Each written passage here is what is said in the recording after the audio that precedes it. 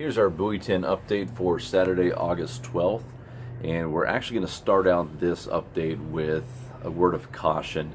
Today out there we had our first accident of the season, at least first major accident.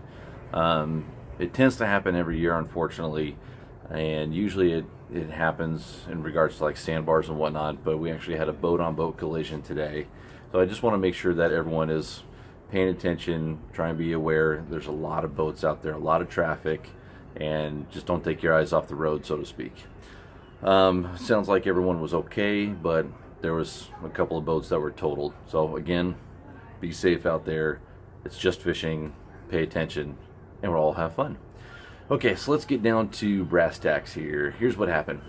There were a lot of Chinook caught today, and they were caught mainly on the wash-in side from Ilwaco all the way on up, way past upriver from Shipwreck. But that's because that's where most of the boats were. Just because that's where most of the fishermen are doesn't mean that that's where all the fish are. I will probably do it differently tomorrow, but this morning I actually thought long and hard about staying on the Oregon side, because as I was about ready to cross over Desdemona Sands, I looked over and there were 3 boats doing the Oregon troll, and 2 of them had fish on. That's pretty good odds. But I tried to just stick with what I knew and run over to the washing side and scratch out some fish, and we did. But it was an absolute washing machine. It was pretty crowded over there, and when you get on the outgoing tide, that water lumps up pretty good over there, especially with the boat wake. So again, just because all the fishermen are there doesn't mean that you need to be there. I'm saying that tongue in cheek because I was still there. So take that with a grain of salt. What we did is basically we started up above the bridge, and then as the tide ran out, we just followed what we thought was a good group of fish all the way on down. We wrapped up the day just following those same fish right back up. So again, we just stayed on the washing side the whole time. We probably had, I'd say 15, 20 bites, so all in all, really good. A lot of these fish were tulies, a lot of them were shorts, at least ones that we found.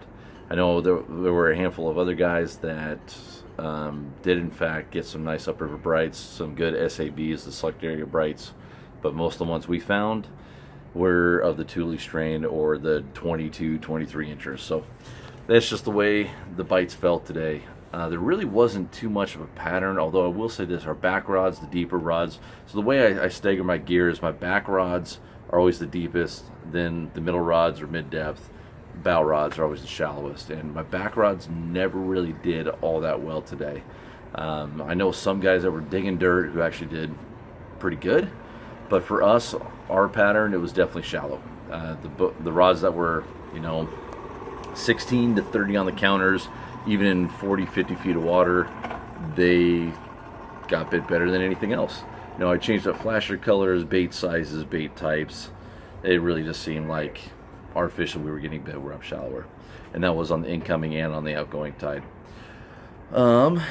Anything else really to cover? Not that I can really think of right now. I finally had a day where we didn't stay out till 4 or 5 o'clock. We ended up keeping 4 fish and again letting a bunch go. And actually, this is kind of neat. There were actually a lot of coho this morning, a lot considering. We ended up losing 2 coho, keeping 1, releasing another. So that's pretty good spread of coho for this early in the season, especially after that big tide set. So that's really encouraging. And they were good grade too, around 8-10 pounds. So that's pretty much it for today. There really wasn't too much of a pattern. I mean, red flashers, chartreuse flashers. I guess the chartreuse flashers got bit best in the morning. Then as the day went on, the red flashers got bit a little bit better. But that could just be dumb luck too. So I don't know. If you guys are coming out here tomorrow, again, I really don't think it will matter what side of the sands you're going to be on. There's going to be more boats on the washing side. There just always are. But I think there's going to be equal numbers of fish on the Oregon side as is the washing side. So if you want to just get away from the crowds and not want to have to deal with the washing machine and boat wake all morning long, you'll do just fine on the Oregon side. I guarantee it.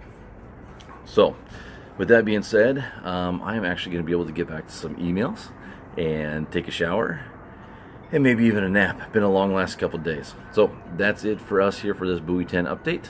Thanks again for tuning in. We'll see you tomorrow. Later.